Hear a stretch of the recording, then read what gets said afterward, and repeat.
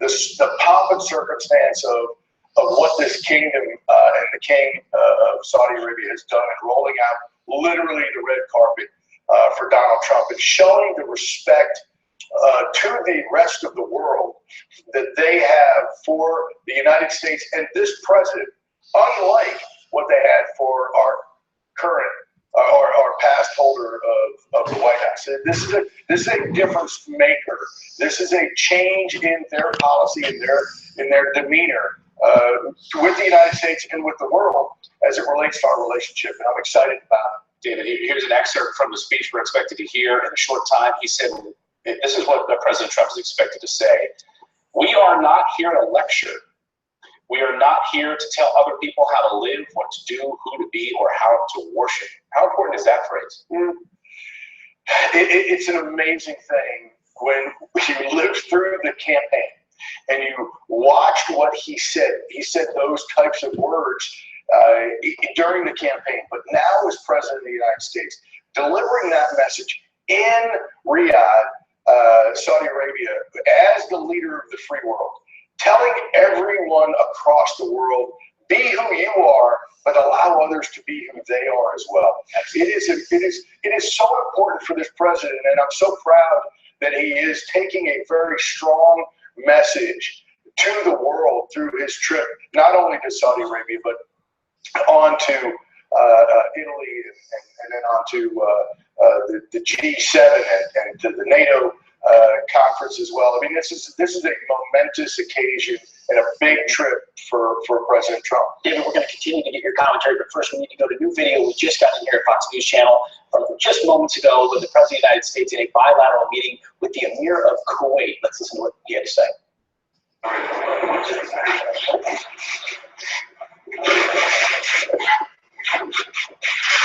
It's a great honor to be with the Emir of Kuwait. A special person, a person I've gotten to know very well. They buy tremendous amounts of our military equipment that they invest in the United States. And that's what we like to hear. We like to hear about jobs. And they are spending a lot of money on new planes, including the Boeing F-18, which we like very much, which I like very much also. And we appreciate all of the investment that we make in the United States and all of the jobs that we create. Thank you. Thank you. There was a president meeting with the Emir of Kuwait, praising the fact that they're buying a lot of F-18s. And actually, the Emir of Kuwait invited the president to come to Kuwait, and stop in. No word from the White House if that will happen. But that was part of that big arms agreement. What do you make of that, David? The arms agreement, I can't speak highly enough of. $110 billion, which does several things. One is it brings jobs and economic investment into our country that President Trump has promised the American people. This is a part of that, but also to strengthen the military partnership between the United States and Saudi Arabia is vitally important. Look, they take the fight every day in the Middle East to our enemies, whether it's trying to make sure that the Iranian regime is kept under control, or whether it is fighting Al Qaeda on the front lines, or making sure that Syria and other countries around stay in line and to present a strong military front. Not only is Saudi Arabia doing that on their own, but in their partnership with us, telling the world that this is a new chapter in world history, that we are together going to be fighting these wars. It's important, and I can't speak highly enough for the president's courage to go to Riyadh, the first stop on his first international trip. All right, David Bossie, Dr. Ahmed. Dan Bongino, stand by. We now want to bring in Fox News national correspondent Ed Henry, who knows all about these sorts of trips, has been part of the White House press school for years and years. I want to start off, Ed, with, if you think about the turmoil and the headlines that we've seen play out over the past few weeks, if there was ever a way to change the narrative, it's a trip like this. Yeah, it certainly is, because, I was there when President Obama delivered his speech to the Muslim world in Cairo back in 2009. And that really was the beginning of the Obama foreign policy, as the president himself and his top aides would describe later as leading from behind. And the president himself in a news conference years later told me that his foreign policy approach, President Obama said, was singles and doubles, and maybe once in a while he'll hit a home run. President Trump has a much different approach on the world stage, and you heard it from President al-Sisi earlier from Egypt, who said that Donald Trump has a unique personality that can perhaps deliver the impossible. We saw that with the election in that home. Now you have other world leaders saying here, wait a second, maybe this unique leader can actually deliver on what he's promising in terms of stopping ISIS and radical Islam around the world. This is a monumental task, but as you heard Chris Wallace say, it is remarkable how President Trump is trying to line up these leaders around the world to do just that, and I expect we're going to see a much different speech from President Trump certainly than we saw from President Obama. As you asked, he was there for the Cairo speech in 2019, getting to President Obama, misunderstanding. By contrast, this is anticipation of the coverage of these speeches. Obama's speech, we're slowing down today, the last couple of days, around the President Trump's speech. It's a good question, because I remember in 2009, obviously it's the beginning of the Obama administration, and after he had been elected, the mainstream media, there was such a just a massive outpouring of how remarkable this was as President Obama as a leader. Now, some of that was justified as the first African-American president. He made a lot of history, and there were great expectations coming out of the economic crisis that he was.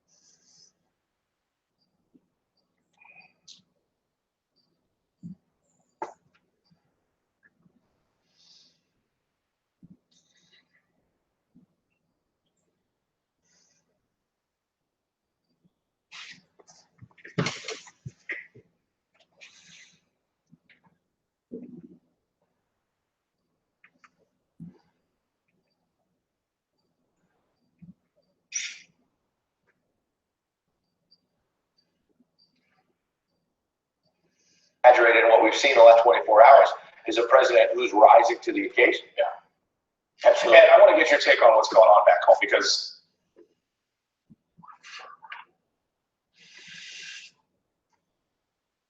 you can answer this. You know these folks well. Know the inner circle well. It reports that the inner circle, there's a lot of unrest, uneasiness, that there's not sure who to trust anymore inside his inner circle. Hiring lawyers. I can't trust her. I don't know if she's the one doing this leaks. I don't know what's happening. People are looking out for their own self-interest. Seems like there's leaks inside this White House that are set out to undermine this president. What do you make of all of this?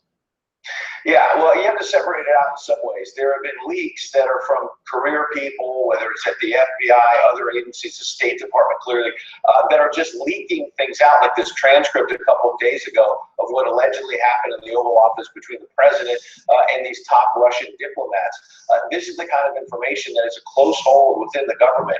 I don't anticipate that it would have been some of the president's political advisors who are going to be leaking that out. Obviously, these are probably career people who are leaking this out to damage this president and this presidency. Make no mistake about it. This is the kind of stuff that never leaked out from career people when I was covering President Obama. When President Obama was in the Oval Office with world leaders, there might be a media spray where we hear public comments. What they said in private, you might get secondhand accounts of it. We'd report about it, but we were getting transcripts read to us about what was said. And there's all kinds of business that happens, all kinds of side comments that also, by the way, can be taken out of context. So there's that, and that has been pretty radical. But very quickly, in terms of the president's political advisors, I think, Clayton, that there is a lot of mistrust among some of these aides. They are very worried. They don't know who's on which team, and that's a problem for this president, because they shouldn't be thinking that way. They should all be lockstep behind the president. And if they're angry about something he's doing, they want to speak out, they want to resign. I'm not saying they should be in lockstep and do everything he wants, but either you're on the team or you're not. And it's very clear there's still some people inside this White House who may not, who essentially are never Trumpers. Yeah, and these leakers are a huge problem, as you mentioned, and Dave Bossy, I want to bring you into this conversation as well. A huge problem for the president, a huge problem for the American people who can't quite figure out what is going on. And also, as you look at this international trip with the president there in Saudi Arabia, it's an international crisis when you have these leakers that are sending information, classified information, some of it, to places like the Washington Post, and it's being read throughout the world. It's detrimental to the president, but it's detrimental to America.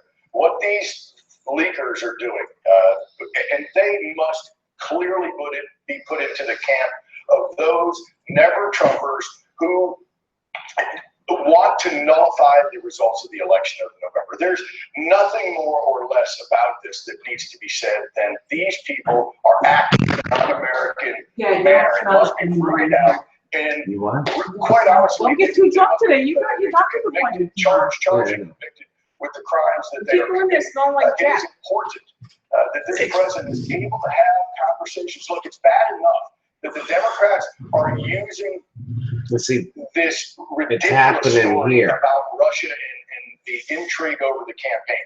The supposed Trumpers never happened. To want to nullify the results of the election attack. There's nothing more or less about this issue should be said than these people are acting in Oh, you're gonna get that a wrong. manner Oh, and quite honestly, don't get too drunk today. You got your doctor appointment. Knock that over. You can't have that out. It smells like Jack.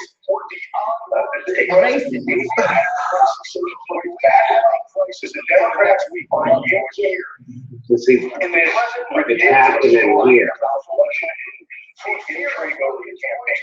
The supposed Trumpers never to want to nullify the results of the election. There's nothing more or less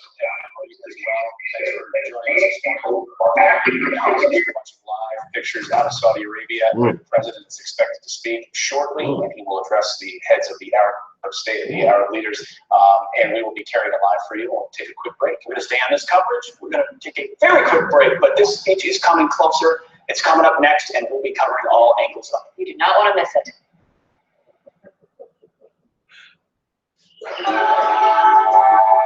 Barbecue sauce. Pizza Lion. Barbecue sauce. Mike, a barbecue sauce worth singing about. From King's Hawaiian Food.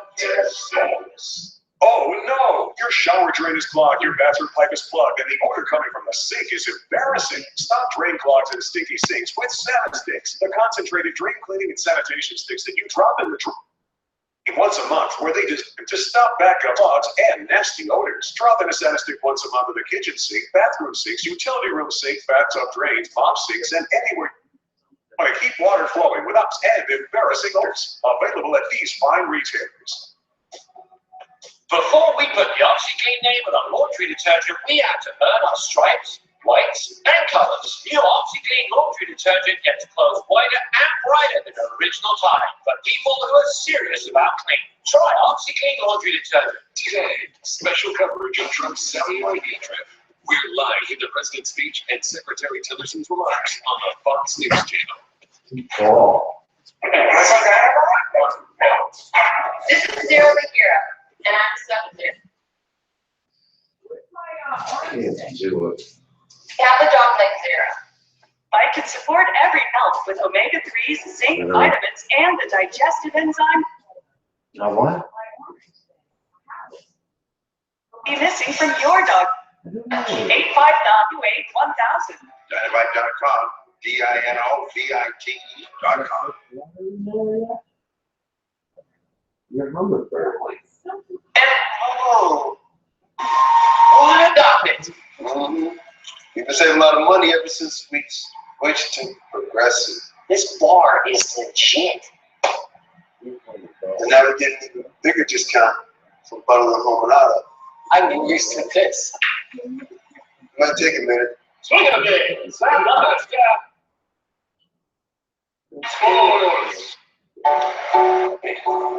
What do you think you paid for this smartphone? A few hundred. That's top of the line, more like 425, more like $9.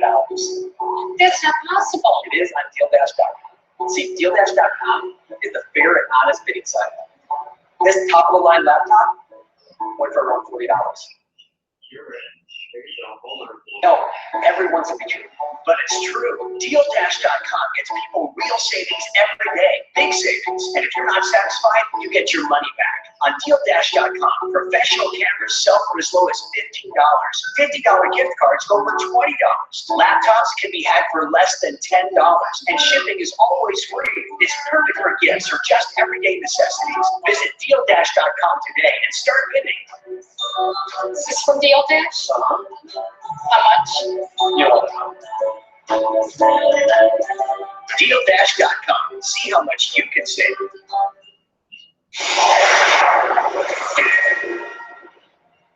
You're looking live. You're looking moments ago. The president just arriving in Riyadh, Saudi Arabia. He was one of the last to arrive there ahead of this big speech. And let's listen as he spoke to the Emir of Kuwait about this big deal and the fight against ISIS. Take a listen. We're doing very well in the fight against ISIS, as General Mattis has just explained, and we're going to be having a news conference in about 2 weeks to let everybody know how well we're doing. Tremendous progress has been made and will continue to be made. And I just wanted to hear as representatives being here. Thank you all very much. And again, a lot of investment is being made by Kuwait, a very wealthy nation, and a great people. And a tremendous investment is being made by Kuwait into the United States. And the people of the United States appreciate that. Thank you very much. That's some video of these bilateral meetings that are happening as a part of this trip to Saudi Arabia. We're going to bring in now James Mitchell, the author of Enhanced Interrogation. James, this is diplomacy. You have meetings all day today so far with Bahrain, Qatar, Egypt, that we just heard from Kuwait. How important is the personal aspect of these meetings? Well, I spent a fair amount of time in the Middle East, and my experience has been that personal relationships matter a great deal. One of the things that we have to keep in mind is that in order for them to believe that we really have the national interest and the national agenda that we have, it helps to have them hear it from a most senior person. And so his relationship with the leaders of those countries are going to be key moving forward, particularly in the Middle East. I mean, you heard him there just in that meeting with the Emir of Kuwait, talking about terrorism and this fight against terror. And he says, we are really making progress here when it comes to defeating ISIS. Where are we in that fight? Are we making the progress that he describes? Well, I think we probably are militarily. One of the things that I'm optimistic about in terms of this particular trip that he's taking is the sort of commitments that Saudi Arabia is making towards fighting what they call extremist ideology, but I would call Islamic terrorism, because they're talking about setting up these sort of counter ideology forces that are going to fight on Twitter and social media. They're also talking about cracking down on the financial part of this thing. Those terror organizations require millions and millions of dollars a year, and if you can get a handle on that, and the Saudis and the other leaders of the Middle East have the capability to sort out. So I think that's key. Has the Saudi government, has the House of Saud enough to stop those wealthy elites within the country that have been funding this extremism? Not so far. I'm guardedly optimistic about that. One of the things, I heard one of your earlier guests say that it went beyond. Those terror organizations require millions and millions of dollars a year, and if you can get a handle on that, and the Saudis and the other leaders of the Middle East have the capability to sort out. So I think that's key. Has the Saudi government, has the House of Saud enough to stop those wealthy elites within the country that have been funding this extremism? Not so far. I'm guardedly optimistic about that. One of the things, I heard one of your earlier guests say that it went beyond. Those terror organizations require millions and millions of dollars a year, and if you can get a handle on that, and the Saudis and the other leaders of the Middle East have the capability to sort out. So I think that's